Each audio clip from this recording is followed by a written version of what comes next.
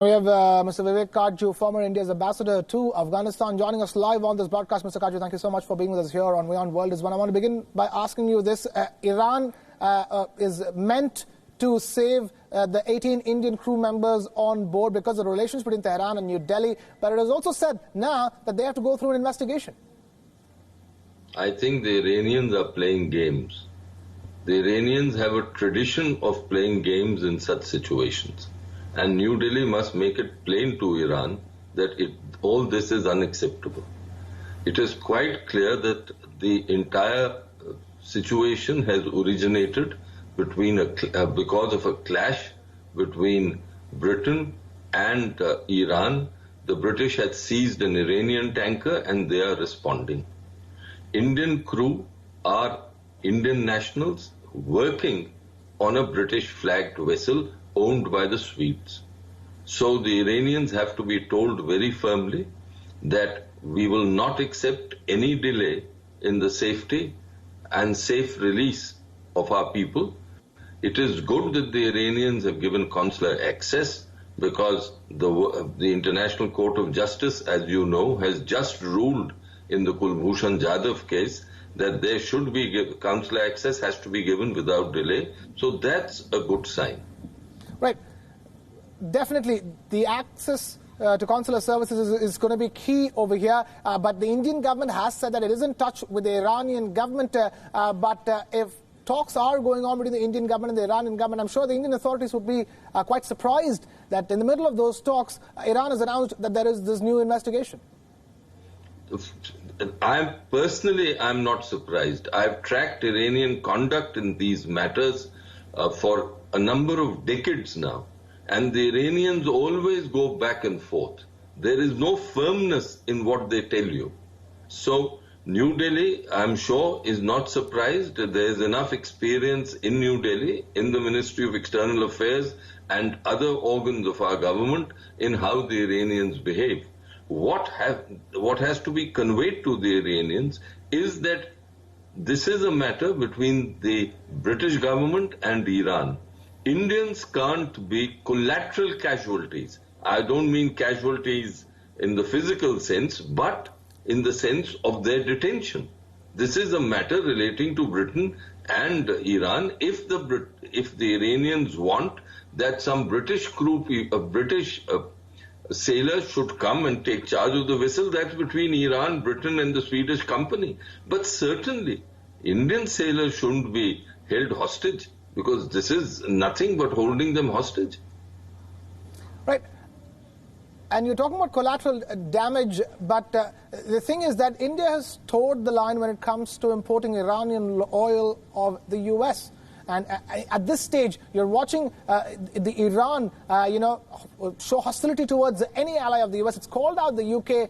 For being an accessory of the U.S. in its own terms. And do you think that relations between Tehran and New Delhi are in the middle of a flux because of the situation? I think they are two separate issues. India is a free country. Iran is a country with which we have good relations. But this is the real world.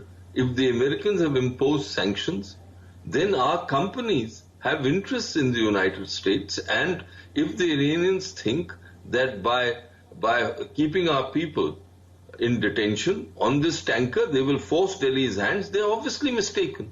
All right. No government can accept such kind of blackmail because that is what it will amount to. All right, fair enough. Mr. Kajju, let's hold on to the thought. Please stay with us. We also have Ghanbar Naderi, senior journalist from Tehran, joining us on the phone line. Please talk to us. Tell us what exactly is the Iranian regime doing with these 18 captured Indian sailors? Well, they are all safe and secure. I'm with them right now in the Persian Gulf. The ship is safe and secure. Unfortunately, it broke international maritime law.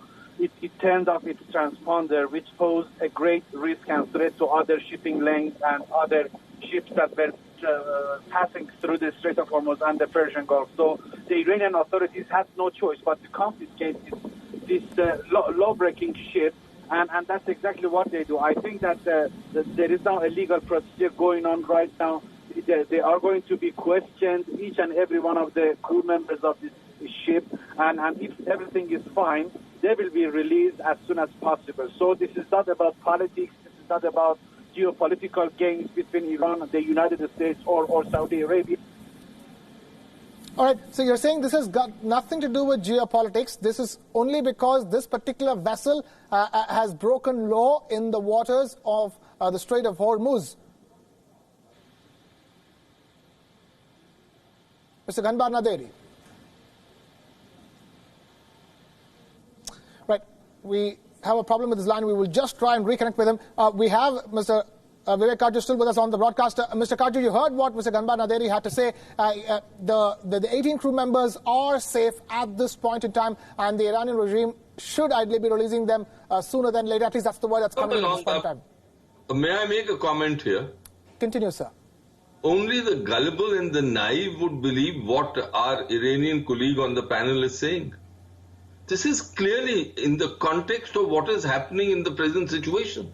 Has there been a similar incident over the last many years where on the ground that a vessel was not following international maritime procedures and rules, the Iranians come and take the vessel and take it to their port? Has there been such an incident? So obviously one has to see the context in which this is taking place. If the Iranians will not fool anyone.